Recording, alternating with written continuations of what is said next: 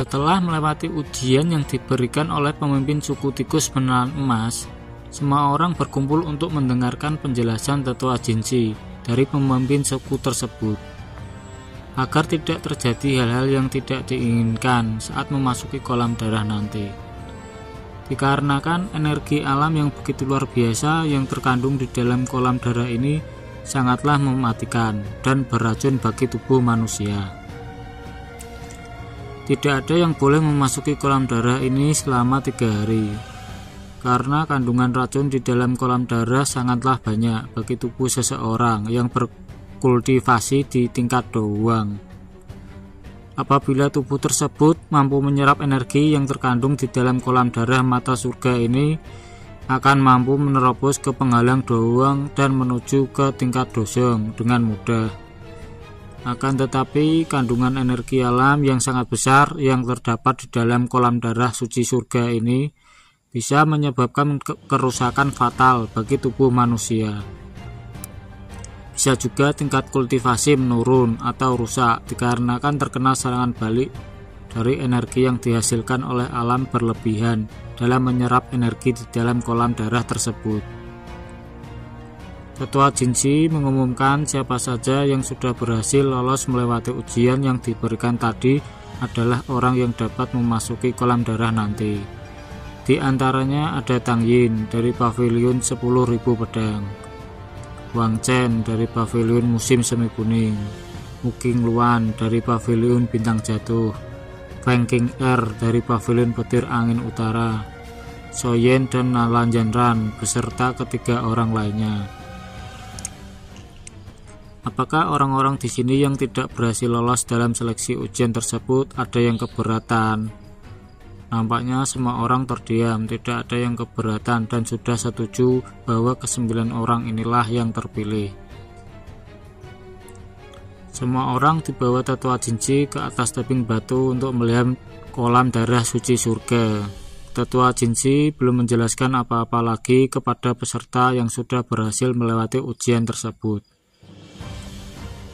Soyen yang tidak sabaran melihat ke arah bawah dari atas tebing batu itu, merasakan bahwa energi yang terkandung di dalam kolam darah ini sangatlah luar biasa.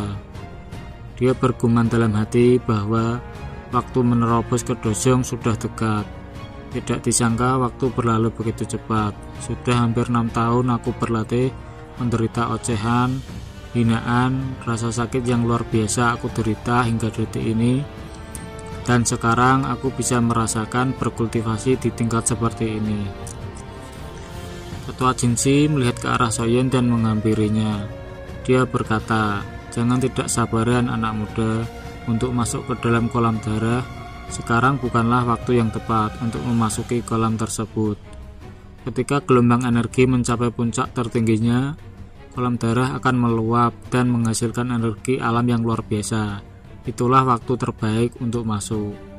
Akan tetapi ada racun api di genangan darah ini. Batas waktu untuk masuk ke sana hanya ada 3 hari.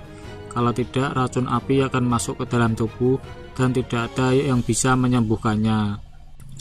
Oleh karena itu, saat waktunya tiba nanti, harus benar-benar menggunakan kesempatan seperti ini untuk menyerap energi alam yang terkandung di dalam kolam darah nanti saat memasuki kolam darah tersebut." Soyen dipanggil oleh tetua Jinchi dari suku penelan emas tersebut untuk membahas hal yang sangat serius kelihatannya. Soyen dibawa ke suatu tempat tidak jauh dari kolam darah untuk membicarakan masalah penyakit dari tetua Jinchi.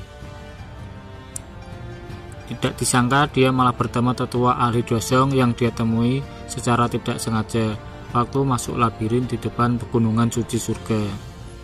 "Kami di sini memanggilmu karena suatu alasan yang penting. Kami tahu bahwa kamu adalah seorang ahli obat-obatan tingkat tinggi. Mungkinkah racun api yang berada di dalam tubuh kakek tetua saya bisa disembuhkan?" Soyen yang melihat hal tersebut sedang berpikir dan berkonsentrasi melihat ke dalam tubuh tetua Jinchi itu. Kelihatannya racun api itu sudah menyebar luas sampai menembus jauh ke dalam tulang sumsum dan sangat sulit untuk disembuhkan. Jika bukan karena kekuatan mental dan joji yang cukup kuat dari tetua Jinchi, mungkin dia sudah berubah menjadi abu sejak lama. Ya, sayang sekali kamu adalah orang ke-10 yang sudah berkata seperti ini, sama dengan ahli obat-obatan lainnya. Perasaan cemas dan keringat dingin mengalir di wajahnya. Soyen membenarkan hal tersebut. Aku tidak bilang penyakit itu tidak bisa disembuhkan. Akan tetapi, hadiah apa yang kalian berikan setelah aku menyembuhkan penyakit tersebut sebagai gantinya? Adik dari tetua Jinchi kaget. Apakah ini benar?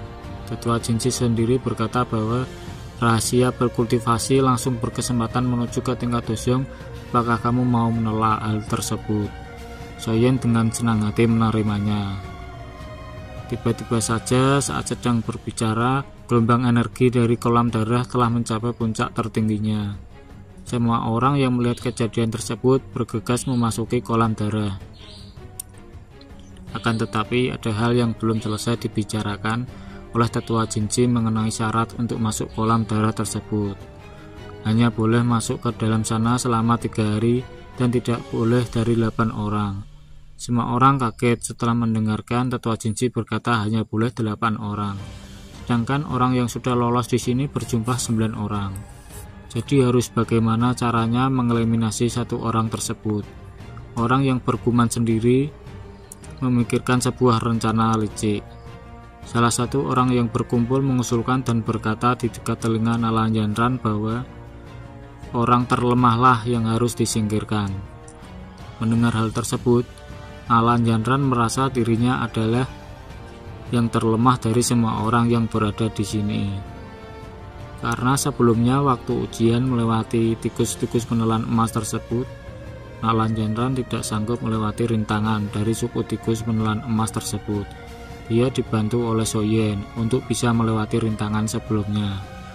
Orang itu terus mengatainya jika Nalan Yanran bisa memuaskan dirinya atau bahkan menjadikan selirnya, dia bersedia untuk mundur memberikan posisinya memasuki kolam darah.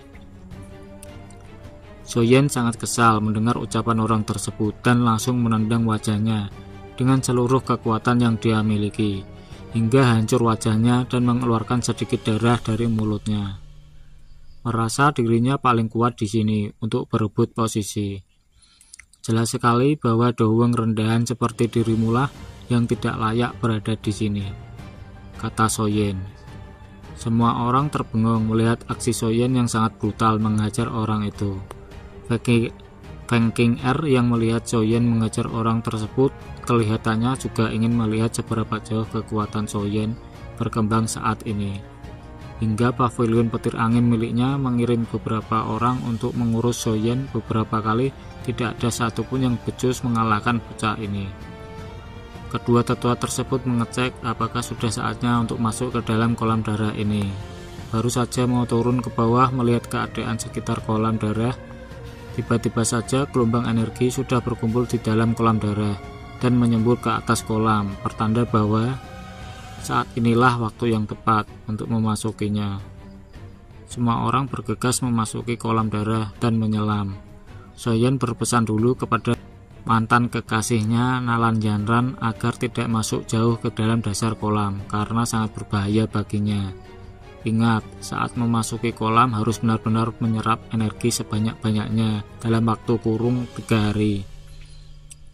Dan saat keluar dari kolam darah ini tidak usah menunggu dirinya dan langsung pergi saja. Jika ditakdirkan kembali, maka suatu saat nanti pasti akan bertemu denganku di kesempatan yang akan datang nanti. Nalan Yanran sendiri seperti tidak rela ditinggalkan oleh Soyen karena sudah diselamatkan dari dalam bahaya berkali-kali saat memasuki kolam darah surga ini. Semua orang sudah memasuki kolam darah ini langsung menyelam ke bawah kolam lagi untuk menyerap gelombang energi yang terkandung di sini.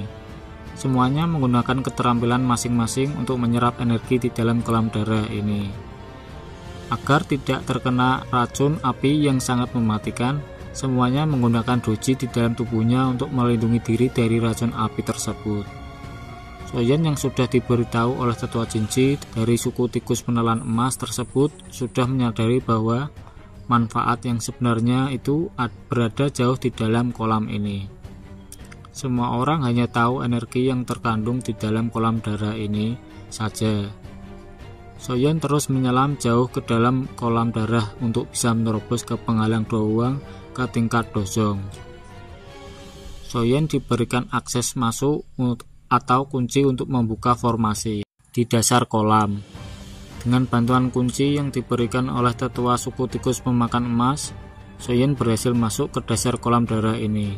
Setelah memasuki dasar kolam, Soyeon merasakan energi yang begitu murni di sini, 100 kali lipatnya dibandingkan di atas sana. Racun api yang berada di bawah sini juga sangatlah kuat. Soyeon segera mengeluarkan teratai api hijau-hijaunya untuk menahan kikisan dari racun api yang terkandung di dalam dasar kolam ini. Untuk kelanjutan ceritanya jangan lupa di like dulu ya teman-teman, agar penguasa hitam rajin membuat spoilernya nanti.